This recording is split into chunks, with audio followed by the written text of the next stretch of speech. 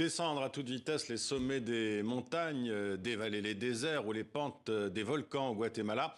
Le tout à vélo, c'est ce que fait Kylian Bran sur son VTT. Merci à vous, Kylian Bran, d'être avec nous.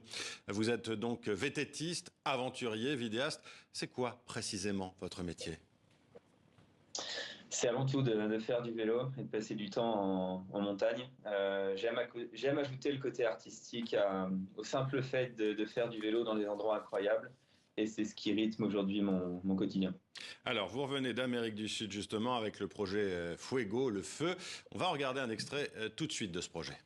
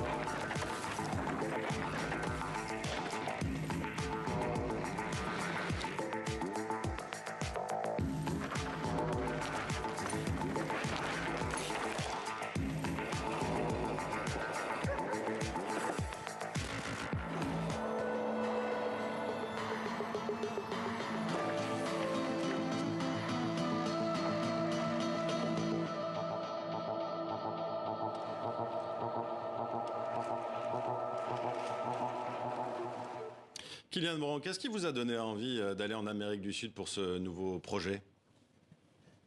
J'aime beaucoup les gens qu'on a pu rencontrer sur place. Voilà, au-delà des images, c'est les visages, c'est les discussions qu'on a eues avec toutes ces personnes-là. Et c'est d'évoluer dans des milieux qui sont tous plus différents les uns des autres. Donc on a vu des images du Guatemala, de la Bolivie, ici au Pérou, dans la région de Los Angeles. C'est un ensemble, c'est pas seulement les paysages, mais c'est tout ce que je vis avec mon équipe de caméramans, de photographes, mais c'est aussi toutes les rencontres que je fais et toutes les discussions qu'on peut avoir. Et aussi les prises de conscience sur les sujets que ces personnes-là peuvent défendre, que ce soit sur l'éducation, sur l'environnement. Donc C'est une ça va démarche bien engagée, au-delà. en fait, c'est ça maintenant, parce qu'au-delà de la belle image, vous dites que vous rencontrez les populations sur place. D'ailleurs, vous vous arrêtez quand vous êtes à vélo, c'est vraiment ça, parce que là, on vous a vu, vous êtes passé à côté très très vite, hein. Oui, complètement. Donc il y a le côté visuel, mais mon vélo me sert un peu d'outil pour aller à la rencontre de ces personnes-là. Je parlais de prise de conscience, mais ces personnes qu'on a rencontrées en Bolivie, par exemple, étaient liées à des démarches environnementales sur des régions qui sont menacées. On a vu des enfants ici au Guatemala ou en Pérou, où j'ai eu l'occasion de rencontrer des fondations liées à des orphelinats. Et voilà, au-delà de prise de conscience, on essaye aussi après coup de s'investir pour ces personnes-là, pour ces fondations, et ça nous donne un vrai sens, nous, à nos voyages. Alors, on va revenir aussi à la nature de votre projet. Vous le disiez, il y a cette envie de mêler l'expression artistique et aussi la pratique sportive, hein. Oui, oui, tout est lié et rien n'est dissociable. C'est qu'il y a une vraie préparation physique, mentale aussi, hein, c'est une balance à trouver. Et tout se fait au fur et à mesure avec les années. Donc la question, elle n'est pas de griller les étapes. Je fais du vélo depuis 20 ans maintenant. Et ouais, j'évolue en montagne sur tout type de terrain. Et c'est un régal aujourd'hui de pouvoir me dire que je peux évoluer dans ces endroits-là. Et en plus de tout ça, et j'en reviens à la même conclusion, mais de rencontrer toutes ces personnes et de vivre tous les moments qu'on a vécu là jusqu'à aujourd'hui. Bon, ça fait quoi de rouler sur des volcans encore actifs? Moi, j'avais l'impression de voir un Haroun Tazieff à vélo, là, hein. Non, rouler sur des volcans, c'est quand même assez prenant. C'est quelque chose que tu ressens à travers tous tes sens. Quand tu le vois, tu le sens, tu ressens les vibrations. C'est quelque chose où, oui, certes, tu joues avec tes limites, mais en parallèle, où tu te sens vivant. C'est pas des choses que je reproduirais tous les jours, mais en tout cas, rien qu'à re-regarder ces images, ça me fait toujours quelque chose. Je le vis différemment. Mais c'est quelque chose, oui, où tu te sens vivant. C'est difficile à décrire par quelques mots, mais les images peuvent aider aussi à ce que j'ai pu vivre sur place. Ouais, on imagine quand même beaucoup d'adrénaline. Franchement, quand on voit ces images, vous nous faites peur, vous vous mettez en danger, clairement, parfois. Non, il doit y avoir des gamelles. La question, oui, est souvent de jouer avec ses limites, mais il y a une vraie notion de peur à ne pas oublier. C'est-à-dire que quand j'ai cette peur-là, c'est comme un signal d'alerte. Elle me permet de me concentrer, d'anticiper tout ce que je peux anticiper, de préparer le terrain avec des guides sur place, notamment sur le volcan, des scientifiques aussi. On essaye de prévoir au maximum et d'anticiper au maximum. Je le disais juste avant, il y a une vraie préparation physique, mentale qui s'est fait sur des années. Et derrière, oui, on est guidé par l'adrénaline, mais c'est quelque chose qui est au maximum contrôlé.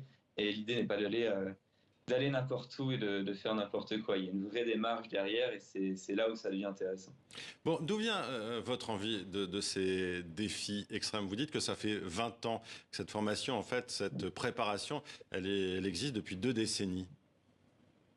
C'est ça. Moi, je pense que c'est celle qui me permet de grandir au quotidien. Et ce que je fais sur le point de vue sportif m'aide à grandir sur la vie quotidienne, en fait, dans ma façon d'être, de m'exprimer, de ressentir les choses. Je pense que c'est quelque chose qui se retranscrit au-delà de l'aspect sportif.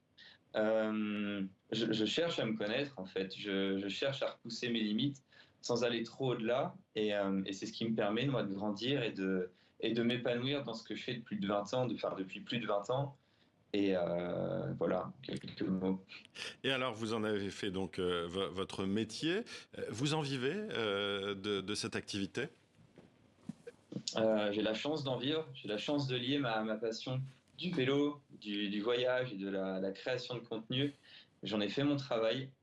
Je pense que c'est surtout une question de passion et de motivation. Ça dure, nos projets pour l'ensemble plaisent. On reste motivé avec toute mon équipe. Je parle beaucoup d'équipe puisque ces images-là, elles sont pas faites tout seules. Et ouais, j'ai la chance d'en vivre. Donc, on verra jusqu'à quand. Mais aujourd'hui, j'ai conscience de me dire que c'est une chance et je fais en sorte que ça continue.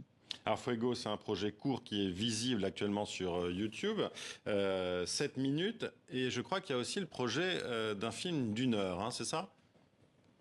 Exactement. C'est vrai qu'on a consommé ces images d'action et spectaculaires pendant des années. Moi, le premier, c'est ce qui m'a inspiré pendant des années, jusqu'à ce qu'on prenne le relais, disons, d'inspirer une nouvelle génération et plus loin que ça, de faire passer des messages. Donc, on a eu cette idée de travailler sur un film d'1 heure, qui met en avant nos moments de vie, toutes ces personnes qu'on rencontre, et jusqu'au message qu'on veut faire passer à travers, oui, l'éducation, l'environnement et d'autres. Donc, c'est un premier test, c'est un format qui sera disponible bientôt, et on a Un hâte de format pouvoir payant? partager tout. Oui, ce sera payant. Pour le moment, c'est en cours. Non, j'ai quand même envie que ce projet soit vu pour le tout public et au plus grand nombre. Je ne sais pas encore sur quelle plateforme et ouais, sous quel format, disons, mais ce sera bientôt en ligne. Voilà, une heure d'aventure d'une bande de potes et au-delà. C'est pas seulement fait de rouler en Amérique du Sud sur mon vélo. Il y a plein de messages à faire passer, plein de belles choses qu'on a vécues, des bonnes, des moins bonnes. C'est un espèce de mélange de toutes ces choses-là qui font le film. Merci Kylian Brand d'avoir été avec nous. On peut vous suivre évidemment sur les réseaux sociaux où je crois que vous avez plus d'1 million d'abonnés. Merci à vous d'avoir été avec nous.